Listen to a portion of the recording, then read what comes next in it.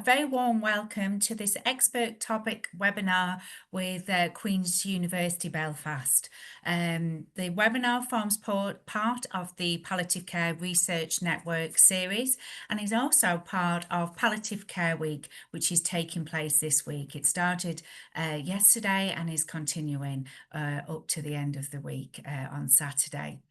These webinars are relatively small group events to allow colleagues to share their research and expertise on research topics of interest to our network and to provide a space for discussion in a supportive environment. Webinars are recorded and available on the Palliative Hub Professional, and they're available to be shared widely, and often a large number of people view the recordings as well. If you would like to enable captions, please do so at the bottom of your screen. It'd be great if you could keep yourself muted during the presentation and rename yourself so that everyone can see your name. And also, if you would turn off your camera during the presentation, and if you need any assistance, please let us know. So put it in the chat function. Questions will be following the 4 presentations, but please feel free to put them in the chat at any point. The recordings will only be for the presentation, so the chat section is a safe space. And today we're joined by Dr. Barry Gwynn, Dr. Aisling Crowe, Professor Donna Fitzsimmons, and Dr. Julie Doherty. And just to say a little bit more about Palliative Care Week, there's still time to get involved in the week. We're looking to raise awareness of the benefits of palliative care. You can engage on social media using hashtag #PalCareWeek. And there were there was 101 events taking place, including this one, and details can be found on the website, thepalliativehub.com. So please do have a look. There's lots of online events and there's lots of events taking place across the island of Ireland. And we've released videos as part of the week of people's experience of palliative care. And there's just a lot of activity and media activity as well. So I'd really encourage you to have a look at what's going on throughout the week. So without further ado, I'm delighted to introduce Dr. Barry Quinn, who's going to talk to us about palliative care and the role of spirituality. Barry is a senior lecturer in cancer and palliative care in the School of Nursing and Midwifery in Queen's University Belfast. So over to you, Barry. Thanks very much, Karen, for a nice introduction, and thanks everybody. Happy Palliative Care Week. I know some of you. My name is Barry Quinn. I'm one of the senior lecturers in cancer and palliative care at Queen's University Belfast, but I'm also the chair of the All-Ireland Institute Hospice and Palliative Care Research Network, looking at spirituality, psychology and social care. And today I'm going to be looking at what I think is sometimes a forgotten aspect of palliative care, and a subject that I've been interested in for many years. There are many definitions of spirituality, but I quite like this one. It talks about it's a unique human attribute, so unique to humanity. It is about beliefs and practices, and it is about a connection with a source of meaning and self-growth. And for many people, they will find that meaning or that self-growth through traditional religious practices, but there are many who will find their self-growth and meaning through nature, relationships, art, and through personal values. It's widely recognized it's an important component of palliative care, but I do say that sometimes it is forgotten or neglected. But I think this is really important, this study by Gillen et al. That showed that when spiritual needs are not addressed in the palliative care setting, that actually increases distress, unnecessary distress. So an important aspect of care. And I think, again, Neeson et al. Really tells us that it is not simply the role of the chaplains or the pastoral care, although they have a very important role to play. But you can see from this quote that every member of the team has a role to play when it comes to engaging with and supporting people with spiritual care needs, but also people who will be experiencing spiritual distress. So this was a study carried out by the All-Ireland Institute Research Interest Group. It was a survey carried across the island of Ireland. And what we wanted to look at, what was going on in practice. So to examine current practice, to identify what training needs might be there, and to really guide our research going forward in this element of care. And it was a descriptive cross-sectional survey. I'm going to share a little bit some of the demographics with you, but I really want to look at some of the free text that we invited people to share. So we had 152 responses. You can see quite a number of people had a good life experience, 35 years and above. About 58% had worked in palliative care for over 10 years. They'd worked in community settings, hospice, hospital, and care homes. The highest number of respondents were nurses. We are the biggest workforce in palliative care, but we also had big numbers of responses from social workers, pastoral care workers, chaplains, doctors, physios, psychologists, right across the board. Not surprising that when people are asked to identify whether they had a religion or any form of spirituality, the largest percentage of people identified as Christian, but you can see a number of people identified as being spiritual but not religious, and some people identified either as neither spiritual or religious, and then a couple of people identified either as humanist or Buddhist. Interestingly, when we asked this 152 people whether they were engaged in supporting people with palliative care needs, 71% of them said that they were frequently or very frequently engaged in this aspect of care, which is great. Of course, the people who completed the survey self-selected. Interestingly, 88% of them felt competent or fairly competent in being engaged in this aspect of palliative care, but also very interesting that 87%, just over 87% said that they'd never received any training in this aspect of care. So that tells you that a lot of what people are using is their own lived experience, both in their own lives, but in their professional practice. But I just want to look at the time that I've left. We invited people to describe to us what spiritual care was from their perspective, and we came up with 4 themes, having done the analysis. I just go back. I just want to show. So the first thing was that spiritual care was not seen as an add-on or an extra, but it was an integral component of holistic palliative care, which will not come as a surprise to many people. And one respondent said, as people approach the end of life or live with a life-limiting illness, the spiritual domain often becomes more important than ever. I don't think that's always recognized. As such, access to the right support in identifying, understanding, and meeting these needs is crucial. And an important message I'd like to get across this morning, that is our responsibility, is not simply the responsibility of pastoral care or chaplaincy. Interesting link to this theme was this idea that, that in order to achieve good symptom management in the palliative care setting, there was a need to engage with this notion of spiritual care. So another respondent said, spiritual pain contributes to the overall total pain experience. You could apply this to any symptom, whether related to children or families, and it is essential that professionals know how to explore needs and to offer the right support. So again, so it's not something extra, it's very much an essential component of holistic palliative care, and all of us have a role to play. Not surprisingly, another theme that came up was this notion of searching for meaning or existential questions, which we see in practice. And I like in this, there's a notion of story and giving space. So the first respondent talks about meeting people in their story. So it's not about fixing.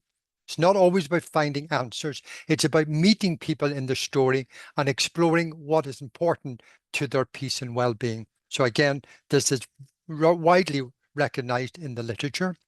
And it's about taking into consideration, in essence, the whole person. So this notion of personhood.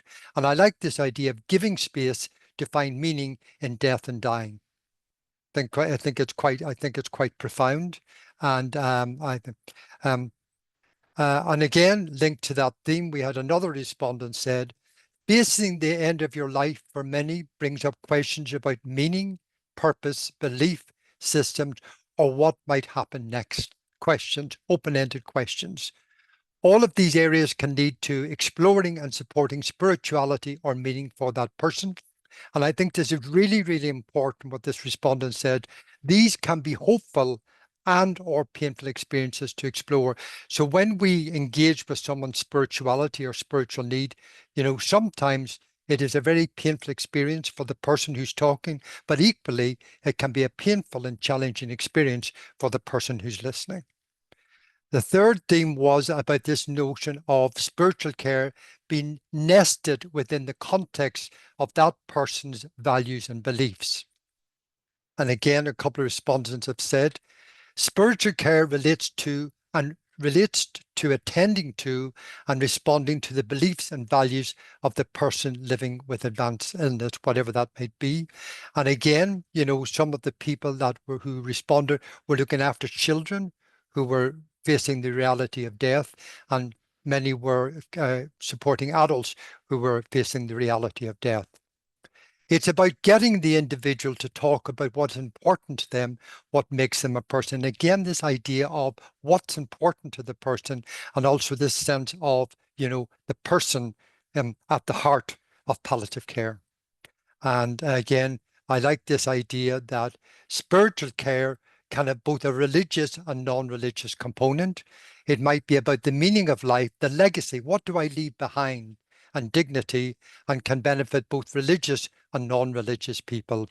So this idea of, spirituality simply being the domain of pastoral care or chaplaincy, in this survey showed, that many respondents felt it is not just about them. They're a vital component of this, but we all need to be involved. And the final theme, I think, is a lovely theme about this guidance or accompaniment. Again, this notion, it's not about fixing. It's not always about finding solution, which can be uncomfortable for many of us who have been brought up maybe on a predominantly medical model where there's often we're looking for solutions. But I like this idea of guiding and supporting someone through their spiritual journey, supporting them with reflection and acceptance what might lie ahead. And I love this idea of recognizing and reverencing the dignity of each person, regardless of whatever spiritual or religious belief that person may or may not have. And again, this lovely notion of compassionate listening, really powerful stuff coming out in these quotes, allowing the family to explore their beliefs and values, feelings around what they are going through. It is walking the palliative care journey alongside them. So there's this notion of walking, journeying, accompaniment, guidance. So, of course, people talked about the obstacles. I won't go into them now, but of course, you'll probably want to know what are the next steps. So the next steps, we're going to go back to users and carers and to explore with them some of their lived experience of being supported with spiritual care concerns. And as I said before, although people in the survey said they were competent, they did ask for help. And these are some of the things that we're going to focus on. I love this idea. The very last one is, being aware in the island of Ireland, people who feel excluded from spiritual care or from religious care. So there are a large number of people across the island of Ireland who may feel excluded, and how do we engage with them? So just finally to say, I think this small piece of work, but a really teamwork approach shows that many of our colleagues are engaged in supporting people with this aspect of care. I think they offer a very rich insight into what spiritual care is, and it does reflect what is in the literature and adds to what's in the literature. We are hoping the findings will contribute to further discussion, learning and research, and we have a paper coming out. We've submitted a paper to BMC Palliative Care, and hopefully this short talk might encourage people, whether they're listening to the recording or today, to maybe just think about their role in this aspect of care. I do believe that whenever I sit down as a practitioner and I listen to someone living with a life-limiting illness and they talk about something that's important to them, I'm very close to delivering spiritual care. I just want to thank all my colleagues from across the island of Ireland, but obviously the people here, including Mary and Jane, who are online today. So thanks very much. I'm going to leave it there and pass it back to Karen. Thank you so much, Barry, for a highly interesting presentation. I've definitely learned something from you. No, it's very interesting. And actually, tomorrow there's a further webinar around spirituality taking place. But thank you very much, Barry. So I'm now delighted to pass on to Dr. Aisling Crowe, who's going to be talking to us about improving access to palliative care for those impacted by heart failure using research to support PPI advocacy and work. Just a little bit about Aisling. She did an undergraduate degree in biochemistry, and since then she's returned to her scientific roots. Sorry, I can't speak, and completed her PhD in 2023 in the Centre for Public Health at Queen's University, Belfast. So you're very welcome, Aisling. Thanks, Karen. Okay, so hopefully these slides work. Oh, yes, wonderful. Okay, so in 2023, the NHSE commissioned a questionnaire survey to map current practice to get an understanding of the current provision of palliative care for people with heart failure. This was developed and carried out by a team of researchers from the University of Hull, supported by Hull University Teaching Hospitals NHS Trust. So that was not in Northern Ireland. But then a charitable donor, the McGill Family Charitable Trust, had already reached out to Marie Curie as they wanted to fund research in this area as a legacy to their father who had died of heart failure, and as they understand how difficult it can be for families to advocate for palliative care. So Dr. Tracy McConnell met with the donor, and Marie Curie made a successful application for funding and then made contact with the Department of Health, who endorsed this research as providing valuable insight into the current provision of palliative care for people with heart failure across the region, to help identify where more support was needed. So a mapping exercise was conducted in Northern Ireland by a questionnaire survey sent to all the heart failure clinical service leads across all the trusts to gain an understanding of the current provision of palliative care for people with heart failure in Northern Ireland across community and acute services. So that's the background to this work. So I suppose the findings of this survey then sort of trying to work out what palliative care provision there is for people who have heart failure in Northern Ireland. What we discovered was that there is a lack of integration of palliative care into heart failure services based on locality. So different trusts were operating in different ways, and even within trusts, it seems that there are different levels of palliative care provision in heart failure services, and that is obviously a challenge. So I suppose some of the gaps in provision of palliative care that we found for people with heart failure were things like inconsistent completion of holistic assessment of unmet supportive and palliative care needs. So holistic assessment being the kind of gold standard of how how unmet and supportive palliative care needs can be identified. So that's not being completed consistently. Assessment for palliative care needs is also being limited largely to end of life.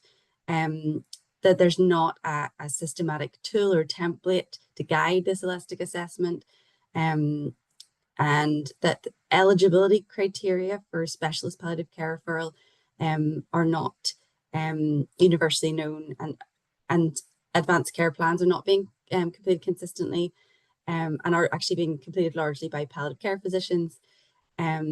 Specialist palliative care physicians are not routinely included in multidisciplinary meetings, and there's an inequity of palliative care provision for those with heart failure with preserved ejection fraction.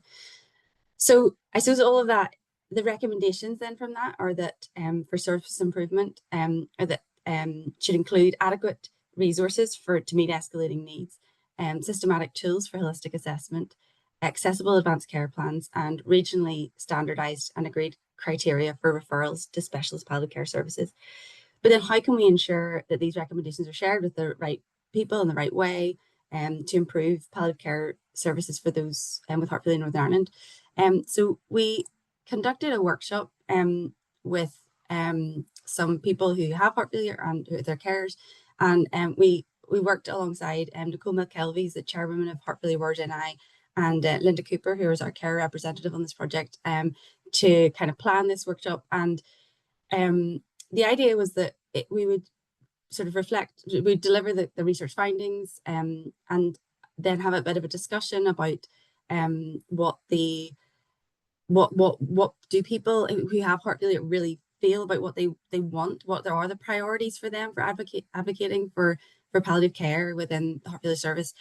But actually we discovered in the course of planning that actually having an education session on what is palliative care was crucial, because launching into talking about these research findings wasn't going to mean, and it wasn't, I think whenever there's a misconception that palliative care is only end of life care, then even the priorities that maybe people would consider are different than if you consider palliative care as coming from that point of a life-limiting diagnosis onwards. So so we did an education session. We then delivered the results from the research, and then conducted a kind of discussion around what would the priorities for advocacy be. Then had lunch, which was nice, and then I had a just summary of the discussion, and looking at what would real impact be, what would the real change be that would mark that things were changing, and that there had been some movement and improvement based. Okay. So we did a little questionnaire just to work out, I suppose, pre and post event, whether it was a useful event or not. So I suppose at the start we asked how knowledgeable do you feel about palliative care, not being not at all knowledgeable, and 10 being extremely knowledgeable. And at the start of the event, people kind of averaged out about 2.9. But after the event, it moved up to 10. So that was really good. We kind of felt like, okay, that was a really positive use of the time within the workshop. And in regards to how important it is to advocate for palliative care, that stayed the same. I think, I suppose, whether or not you even have the misconception about palliative care being only end of life, it's still important to advocate for it. So that didn't change. And then how confident you feel about advocating for palliative care did move. So I think that the workshop felt valuable then. People had come out of it feeling more confident about advocating for palliative care for those with heart failure. Sorry, I feel like I haven't said something, but it's okay. We had 14 people there, which was really good. And so we then had this discussion about the priorities. So this was the kind of the discussion straight after delivering the findings. So some of the priorities that people discussed were having a myth-busting campaign about what palliative care is. The palliative care should be included in core heart failure meetings as a standing item. That there should be training for palliative care for clinicians. So I think there was a lot of conversation and discussion about how important it is to educate clinicians earlier on. So kind of getting in at that kind of we were even talking about secondary school education. So it's a lot of conversation about education, that being a real priority. That Encompass should allow all clinicians to see palliative care plans and advanced care plans.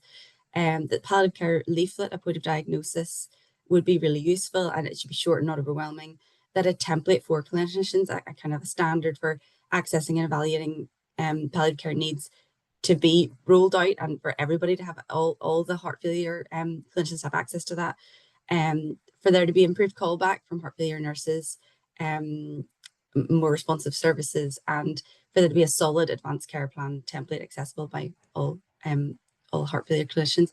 So we then, there was this kind of discussion then about like what does real change look like for you, for the people who are sitting here who have heart failure or are caring for someone with heart failure, and what does impact look like then? So once a person is known, so these are kind of these were things that we wrote on a flip chart through the process of a discussion. So once a person is known as a palliative care patient, that they should be asked questions by clinicians like, how is your day-to-day life? How are your finances? How is your mood? Are you lonely? Can we support you? So that would be impact, seeing that happen. Impact would also be that there's cardiac rehab available in all trusts and eligible to people with palliative care needs. Impact would be that there's more information given on the side effects of medication with consideration to a better quality of life, and that there should be assistance offered for fatigue management for better quality of life. And then we also give people little post-it notes to write on. If, not everybody's always comfortable getting into a discussion with lots of people. So some of the things that came through that were a protocol or guided conversation for GPs on how to discuss or introduce palliative care, leading to information on advanced care plans. somebody talked about what they wanted for personal impact was that they wanted to move from that and advocate for having an advanced care plan to share with family and medical team, that patients all have access to the same service. That would be an impact to see that there was no postcode lottery, for palliative care to be talked about from early on, but explain first what it is. So because I think there's a huge fear thing, or understandably, but that if it's explained, then some of that fear can be alleviated. And for there to be standardized pro forma and ask about palliative care needs, and evaluate support needed. So I suppose just moving on from that, then it was such a good day, and I think it was a real privilege to be able to meet with people who the research that we've conducted kind of can hopefully have an impact for. And moving on from that then is we're moving from that mapping survey, which was a local NI project, then into a UK-wide study, which is going on at the moment, the Palliative Heart Census, and it's improving care for patients with advanced stages of heart failure and looking at how to integrate palliative care effectively into heart failure services. So I think there was maybe I think I misunderstood that the Q&A was going to come now or later, but that's me. So yeah, thanks so much.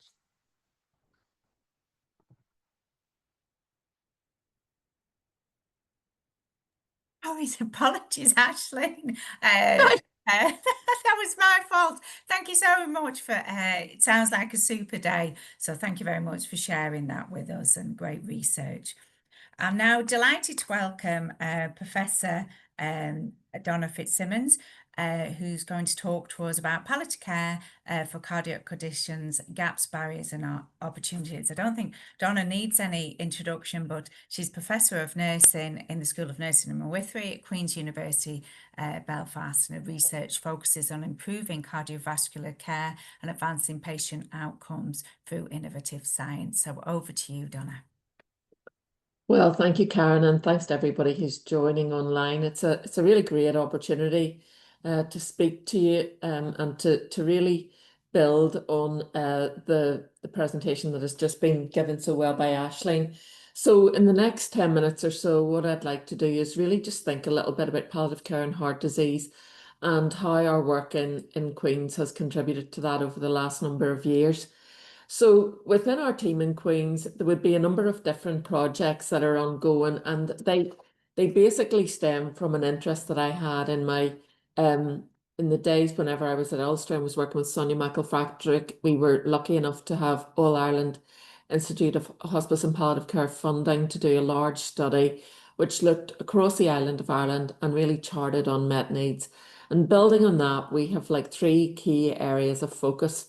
One is around cachexia, which is a wasting syndrome and weight loss associated with advanced disease of any type, such as renal disease or cancer. But it's also quite prevalent in people with heart disease, and we have studies ongoing in that, where we know about 15 or 20% of people have this condition, and it isn't being acknowledged or detected, or they're not being cared for with it.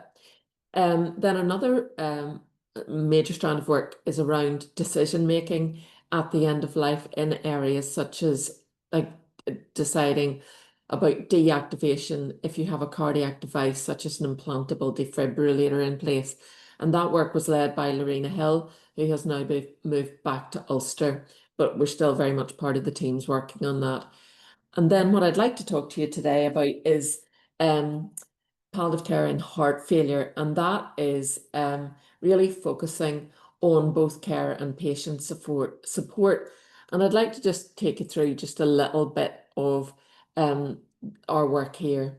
So just to begin with, as Aisling has outlined, there is a very unpredictable disease journey for people with cardiovascular conditions that include heart failure, but are not just limited to that.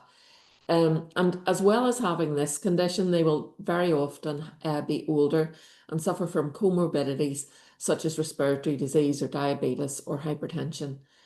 What you find is, and what that study demonstrated, was a very poor quality of life with a lot of psychosocial issues and an impact on mental health. Now, that was not just for the person with the condition, it also was also displayed in their loved ones. So the carer was also interviewed in that survey, and we found a strong correlation between the health and well-being of the patient and the caregiver. But very often these needs were ignored, and they certainly weren't addressed in clinical practice. And what we know is that because of the uncertain trajectory in the condition, there is not the same advance warning that you get with other conditions, that the patient with heart failure, for instance, is going to have a sudden dip in their condition and indeed die very suddenly or precipitously from sudden cardiac death. So what we know here is that the symptoms and the functional status of the patient, the functional status is declining, and the symptom burden is increasing throughout, from early stages here right through to the later stages of heart disease. But the very important thing to remember is that this is not a linear process, and that patients can skip from stage 1 to 4 and die very suddenly, and that we need to be preparing for that in advance. So that's really important to us, because we need to, our philosophy would be that education and support within cardiovascular disease needs to integrate palliative care early on in the condition, because no cardiac conditions are curable. They will all cause the person to have a reduced quality of life, and although interventions can improve that and treatments can improve it for a time, there is no cure, and we need to be thinking about those people who can die suddenly and help them and their loved ones adjust to that early. We very much believe, lots of research previously has shown, that people with heart failure have the same symptom burden, but none of the resources that, say, someone with cancer has, and we very much believe in equity. So I just want to take you through one study that we are doing currently, that it has been funded by Northern Ireland Chest, Heart and Stroke, and is now funded by British Heart Foundation on a larger UK scale. And just to let you know a little bit about that study, that is focusing on the needs of carers of patients with heart failure, but we also have other strands of funding being sought for a patient-orientated support that would mirror this. Just let you know a little bit about our sort of reason for that. We very much find that carers need education and emotional support, and the work that we have been doing to date has really clarified that. So what we did was we worked with caregivers and healthcare professionals in Northern Ireland to co-design HELP, which is a heart failure care support programme. And really that takes the form of sort of 3 different types of resources. There is a booklet that has been co-produced with patients and their caregivers to educate and support them about heart failure, what it is, what their role is, and how to look after themselves and communicate more effectively to their loved one as they're doing it. There's also weekly Zoom sessions for 6 weeks, facilitated by a nurse, delivered to a group of caregivers with for someone with heart failure, and we really support them through slide presentations and discussions to help them understand really what their role as a caregiver is, and how they can, from the very beginning, be communicating more effectively with their loved one and be planning for the future. So key to that is, remember, palliative care is part of the cardiovascular journey from the diagnosis. It is not something that we should be bringing in at the last minute. So the small pilot study that we conducted in Northern Ireland looked at how this intervention called HELP could be, what it needed to include, and how it could be delivered. So what we found is that the caregivers in this study really felt better prepared for their caregiving, and that was evident in quantitative and qualitative outcomes, where they felt the need to be more vocal in, for instance, hospital appointments with their loved one. I'm going to be asking more questions to the doctor and the nurse. I know what to say, and I know my voice is important. They also really felt a lot of support from the group environment, even though it was online. It was online due to the pandemic, but going forward, we really think that's an important option for people. And they felt that their emotional well-being improved with their levels of burden dropping and their anxiety levels improving. I thought I looked after myself well, but whenever I did this program, I realized that I didn't. And now I need to in the future, so that's good. So it's really empowering the caregiver to care for themselves first and foremost, because as we always say to them, you cannot pour from an empty cup, and to be there for your loved one, you need to be healthy and well yourself. So really then to think about the next steps, this UK-wide study is being conducted in Scotland, England and Northern Ireland. We would very much like to have a Dublin arm, and we did put that into British Heart Foundation as a funder, but unsurprisingly they declined. But we have very close collaborations in other studies with our partners in the south of Ireland, and would really love that this could be rolled out and obviously co-produced with people across the island. We are also very interested in a patient-facing resource that mirrors the sort of the adoption and the approach that we've taken in health, where again, from the word go, we are up in a very positive way, up straight, and with the talking about the heart failure trajectory, and we don't fudge the fact that no one will be coming along to cure this condition unless a person is suitable for transplant, that we need to learn to live with it, and we need to be prepared for sudden exacerbations. We are also working with Linda and with other people in the team to address this on an international scale, and that's a really exciting development as well. So I want to acknowledge the work of the All Ireland Institute in funding the beginnings of this project. I want to say it's wonderful that we're getting the chance to do this here in the UK and the North, but would love to do it across the island, and that very much see that we need to improve resources on an international basis for this underserved population. So thank you for that, and I hope that speedy rendition gave you a flavour of what we're doing and where we are with this. Thank you. Thank you very much, Donna, for sharing that important work and an area that's close to my heart as our family members with the condition. So thank you so much, Donna.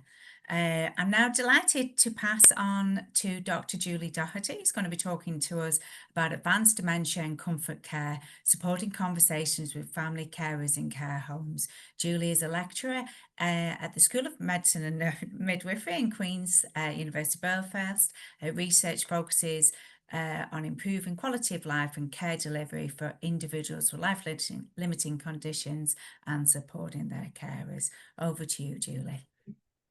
Thank you, Karen.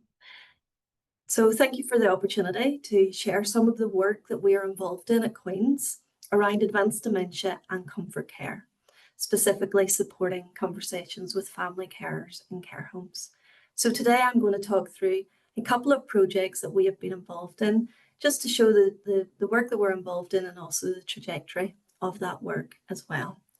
So I'm going to start with the family care decision support intervention and how that developed into the Comfort Care Guide, which is a digital resource, and a more recent project which has received funding known as In Touch.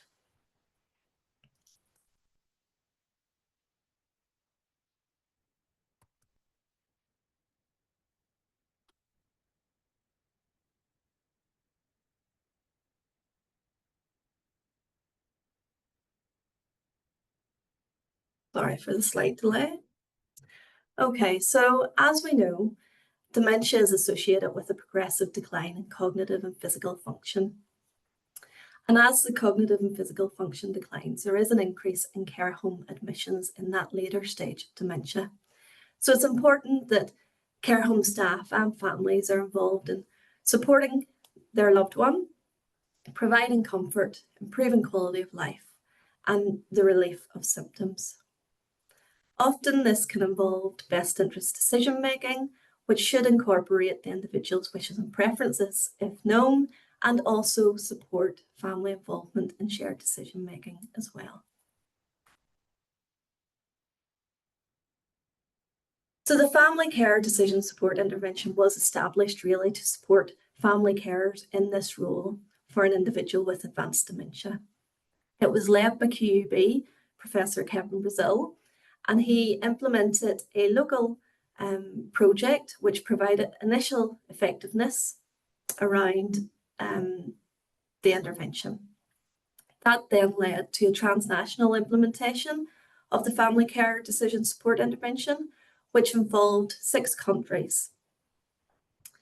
The intervention itself has 3 key elements really, and that is the training for the care home staff who are delivering the intervention, and then 2 key elements of the actual intervention, which is the Comfort Care booklet, which is an educational resource for family carers. It provides information on the trajectory of the condition and also comfort care options towards the end of life. Family carers were given this booklet in advance of what was a family known as a family care conference delivered by a nurse in the care home environment. That family care conference was an opportunity to discuss any issues or any topics that the family member wanted to raise, and also engage in a process of comfort care planning. So what we find is that it did make a difference. There are a number of publications now on this work. I've included 2 on screen, but there are others. And we find that providing this information and engaging in this comfort care discussion did lead to less decisional conflict for the family member. It also resulted in more positive perceptions of care, and of course provided reassurance and relieved concerns, because they had an opportunity to have an open and honest conversation about the risks and benefits of different treatment options towards the end of life. This opportunity to work together helped develop trust and supportive relationships, which we know is really important in that collaborative working with family. The original training was set up on Canvas, and it did support staff to have these discussions. However, we did obtain some feedback about the platform and some additions that they felt would be beneficial, which led to our second project. The second project I just want to highlight is an outcome really of the family care decision support transnational work. And what we wanted to do was we wanted to build a piece that would build capacity within the workforce for these discussions. So we understand that the intervention itself can have positive effect and benefits for family carers. So we have developed this comfort care guide, and the QR code is on screen for anyone who would like to access it. It is a standalone educational resource, which has 4 units. The first is about the comfort care booklet. The second about how to facilitate a family meeting or a family conference. The third is around communication and communicating about sensitive topics. And the fourth links reflective practice and highlights the importance of that, particularly within palliative and end-of-life care. So we did take on some of the feedback from the original study, and we built this new comfort care guide. The objective really was to provide something that was going to give ongoing support and help staff initiate these comfort care discussions. So it's accessible, it's evidence-based, and it's freely available for use. So it's something that people can now use and integrate into practice if they wish. The comfort care booklet is also embedded within that resource. So not only does it help staff facilitate these conversations, it also includes that information resource for family carers to support their involvement as well. After developing the new digital resource, we did complete a user evaluation with care home nurses in Northern Ireland who completed it and then participated in a focus group as well. We looked at their impressions and its relevance to clinical practice and whether or not they felt there needed to be any additional changes to this digital resource. The responses were overwhelmingly positive. They really, you can see from some of the quotes I've included at the side, they really felt that the information within this resource was beneficial, that it had real practical implications for practice, and that they enjoyed working through the content and the delivery. The way in which the information was delivered was also viewed positively as well. There was some scope to use this with carers as well, although it's originally designed for nurses, but they felt that it was beneficial for all to have this knowledge and information. And one of the other key elements of this work is that they like that the Comfort Care booklet is integrated as well, because they see it as a conversation starter for what can be difficult conversations. So what next? Well, we know that through the transnational work that the family care decision support intervention does have positive benefits. We know that the Comfort Care Guide can support building capacity for these decisions or these conversations. But there is an ongoing piece of work which now brings together sort of in the moment comfort care along with that comfort care planning from this family care decision support intervention. And that work is now known as the In Touch project. It's led by our colleagues in University College Cork, Professor Nicola Crognally and Professor Suzanne Simmons. And we are implementing that within Northern Ireland at QUB. And we are also involved then in the process evaluation and the development of that as well. So this work really does aim to support comfort care now and in the future, and brings together sort of sensory elements along with the care planning elements for families as well. Okay. So just to summarise then, delivery of the intervention can help reduce decision uncertainty and improve satisfaction with care. The Comfort Care Guide is freely available, and we would encourage people to use that if it's relevant to you. And the Comfort Care booklet is also on the digital resource as well. I also wanted to highlight the new project known as In Touch, because I think it really resonates with the theme for Palliative Care Week as well, in terms of living for today and planning for tomorrow. So thank you for the opportunity to share that work that we have been involved in at QUB. Thank you very much, Julie. And I'm just making notes of the name of the URL for the Comfort Care Guide. You wouldn't repeat the URL again, would you? Just if I have control of the slides, I think Jane may have control. Was it comfortcareguide.com? Comfortcareguide.com it was. Fab. So I'd really encourage everyone to look at that, and I'll definitely be looking at that myself. So thank you very much, Julie.